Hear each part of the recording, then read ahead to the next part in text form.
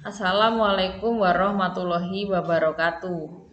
Selamat malam teman-teman. Nah, di video kali ini saya akan mencoba mengulas materi tentang teori fungsionalisme struktural dari Talcott Parsons. Nah, ini adalah materi untuk persiapan P3K guru sosiologi juga ya. Nah, jadi dari anatomi ini yang akan dibedah adalah 8 konten. Yang pertama, latar belakang sosial dari Talcott Parsons, kemudian konteks sosial, yang ketiga pertanyaan yang diajukan, 4 proposisi yang ditawarkan, 5 lokus realitas, 6 jenis realitas, 7 bias keberpihakan, dan ke-8 adalah mahzab. Baik. Yang pertama adalah latar belakang sosial dari Talcott Parsons. Ini adalah wajah dari Talcott Parsons ya. Talcott Parsons lahir pada tanggal 13 Desember 1902 di Colorado dan meninggal pada tahun 1979 di Munchen. Talcott Parsons merupakan anak dari Edward Smith Parsons dan Mary Augusta Parsons. Ayah Talcott Parsons adalah seorang pendeta dan profesor, lalu menjadi rektor di sebuah universitas kecil. Ia berasal dari latar belakang religius dan juga intelektual. Cita-cita Parsons adalah menjadi ahli kedokteran atau biologi. Saat itu Parsons tertarik dengan sistem organisme yang nantinya akan melahirkan teori sistem sosial, yang terdiri dari organ dan masing-masing elemennya mempunyai fungsi satu dengan yang lainnya. Namun di sekolah Amherst dia justru masuk di sekolah kelembagaan, yakni kajian ekonomi politik, studi atas konsekuensi-konsekuensi sosial atas proses-proses ekonomi. Lulus dari Amherst, Parsons melanjutkan sekolah pascasarjana di London School of Economics. Di tahun berikutnya ia pindah ke Heidelberg, Jerman. Kemudian di tahun 1927 Parsons mengajar di Harvard. Tahun 1937 Parsons menerbitkan bukunya yang berjudul The Structure of Social Action. Buku ini tidak hanya mengenalkan pemikiran sosiolog utama seperti Weber kepada sejumlah sosiolog, tetapi juga meletakkan landasan bagi teori yang dikembangkan oleh Parsons itu sendiri. Kemudian yang kedua adalah terkait konteks sosial dari Talcott Parsons. Konteks sosial yang melatar belakangi jalan pikiran Parsons bermula ketika pada abad ke-19. Jadi ajaran-ajaran utilitarian ekonomi klasik Inggris itu semakin banyak dipermasalahkan oleh pemikir sosial di Eropa. Manusia tidak lagi dipandang sebagai makhluk rasional dalam suatu pasaran yang bebas, terbuka, tidak teratur, dan kompetitif. Masyarakat tidak dapat menerima asumsi bahwa ketertiban sosial akan muncul dengan sendirinya kalau persaingan pribadi secara bebas dibiarkan. Akibatnya, apabila tidak ada sistem yang mengatur, maka muncul kerusuhan-kerusuhan akibat revolusi Prancis, industrialisasi, dan juga urbanisasi.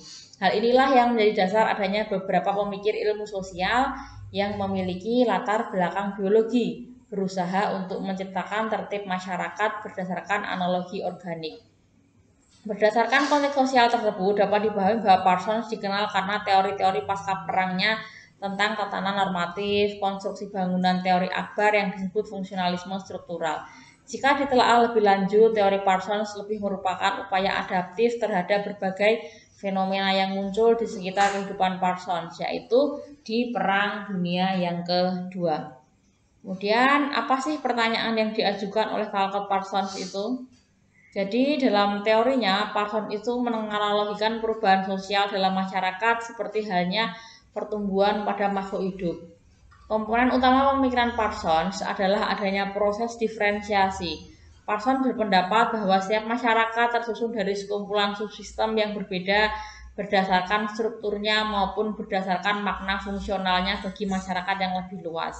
Ketika masyarakat berubah, umumnya masyarakat tersebut akan tumbuh dengan kemampuan yang lebih baik untuk menanggulangi permasalahan hidupnya. Dapat dikatakan, Parsons termasuk dalam golongan yang memandang optimis sebuah proses perubahan. Berdasarkan pemikiran tersebut, maka pertanyaan yang diajukan dalam teori fungsional struktural dari Parsons adalah yang pertama, hal apakah yang menyebabkan individu menjadi teratur? Kemudian pertanyaan kedua, mengapa aktor manusia bertindak seperti yang dilakukannya saat itu? Kemudian pertanyaan ketiga, sejauh mana manusia ditentukan oleh pengaruh-pengaruh di luar kendalinya? Dan pertanyaan keempat, apa akibat yang disengaja atau tidak dari tindakan-tindakan aktor tersebut? Maka dari pertanyaan itu muncullah proposisi yang ditawarkan oleh Talcott Parsons. Proposisinya bahwa masyarakat sebagai sistem sosial yang terdiri dari berbagai unsur, yaitu sistem kepribadian dan juga sistem organisme yang berhubungan timbal balik secara fungsional untuk mencapai keseimbangan atau equilibrium. Dalam kerangka tertib atau order masyarakat, pendekatan fungsional berusaha untuk melacak penyebab perubahan sosial sampai ketidakpuasan masyarakat akan kondisi sosialnya yang secara pribadi mempengaruhi diri mereka. Maka ini adalah bagian general sistem teori ya. Adanya fungsi yaitu latensi, integrasi, goals dan juga adaptation. Kemudian terkaitan dengan sistem yaitu sistem kebudayaan, sistem sosial, sistem kepribadian, sistem organisasi dan interrelasi antara kondisi dengan energi. Talcott Parsons mengemas proposisinya dalam bingkai teori fungsionalisme struktural. Dia mengemukakan 4 fungsi penting bagi sistem sosial yang terkenal dengan nama skema agil: adaptation, goal attainment, integration, dan latensi.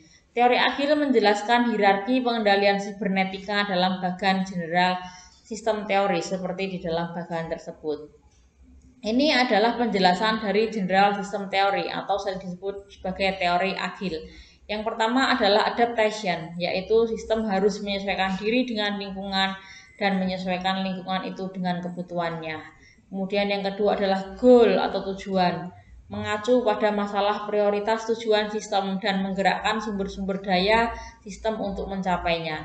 Yang ketiga adalah integration, yaitu sebuah sistem harus menunjukkan adanya koordinasi dan pemeliharaan hubungan antara bagian atau unit-unit suatu sistem. Dan yang terakhir adalah latensi, yaitu pemeliharaan pola dan pengendalian ketegangan untuk menciptakan dan menopang motivasi. Yang kelima adalah lokus realitas. Bicara tentang lokus realitas atau tempat berada pada saat terjadinya Perang Dunia Kedua dan timbulnya revolusi industri di Prancis. Meskipun Parsons berasal dari Amerika, tetapi dampak yang ditimbulkan dari Perang Dunia tersebut dapat dirasakan sampai di Amerika. Selain itu, lokus juga berarti membahas tentang mana yang lebih menentukan dalam tindakan sosial antara badan atau body atau unsur-unsur biologis dari manusia atau jiwa atau mind, yaitu kemampuan berpikir manusia. Lokus realitas dalam Talcott Parsons lebih pada sistem yang mempengaruhi tingkah laku manusia, sehingga yang lebih memberikan pengaruh adalah sistem itu sendiri. Maka lingkup realitas di dalam teori fungsionalisme struktural Talcott Parsons itu adalah dalam ranah makro dan mikro. Ketika berbicara di ranah mikro, teori Parsons dikatakan mikro ketika Parsons berbicara pada tataran teori tindakan atau teori aksi. Analisis-analisis yang ditampilkan Parsons dalam hal ini berada pada tingkatan individual, yakni bagaimana seorang aktor bertindak. Parsons berteori tentang tindakan aktor, bahwa aktor merupakan individu yang aktif dan memiliki tujuan. Aktor dapat dalam upaya mencapai tujuannya dihadapkan pada beberapa pilihan. Sebelum menentukan pilihan, aktor dipengaruhi oleh situasi dan kondisi masyarakatnya yang memiliki nilai-nilai luhur yang harus dipertimbangkan aktor sebelum menentukan sikap. Kemudian yang kedua adalah makro, lingkup makro. Teori Parsons dikategorikan analisis makro ketika Parsons bicara tentang tataran struktur sosial masyarakat atau teori sistem. Parsons memusatkan perhatian pada sistem sosial dan kultural berskala besar, sehingga ia disebut sebagai seorang fungsionalis struktural. Parsons melihat masyarakat sebagai sistem sosial budaya yang tersusun berdasarkan konsensus dari masing-masing fungsi dengan tujuan untuk mencapai titik equilibrium atau keseimbangan yang dinamis. Lingkup realitas teori sosial Parsons dapat dikatakan skala makro selain karena alasan di atas juga karena teori ini dapat diterapkan dimanapun di lingkungan kehidupan sosial budaya masyarakat manapun yang ada di dunia. Kemudian lanjut ke dalam jenis realitas. Jenis realitas sosial yang dikaji lebih dominan pada dunia empirik, misalnya tindakan individu dan juga tindakan sosial yang dapat diamati, serta teori agil yang menekankan sistem dan kondisi energi. Realitas sosial yang otonom bisa individu atau theory of action, bisa struktur atau teori agil dan bisa pula agen.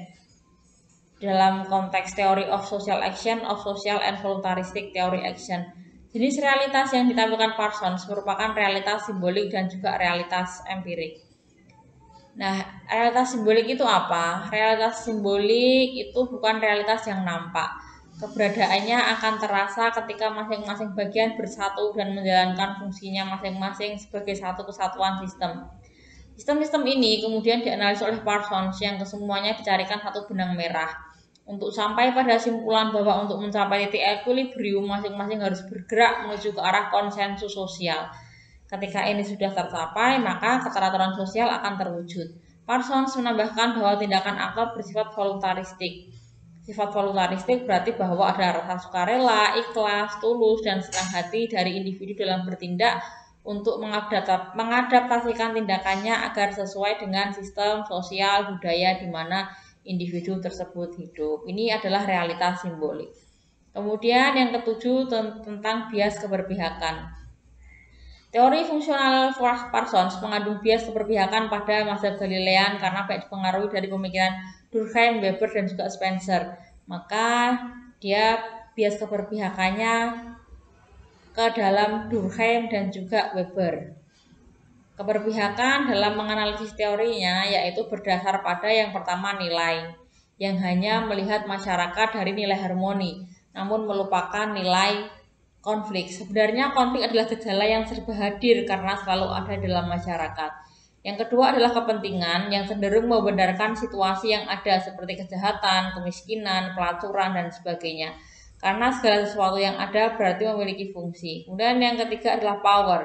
Sangat disenangi oleh penguasa karena cenderung membenarkan kekuasaan yang ada.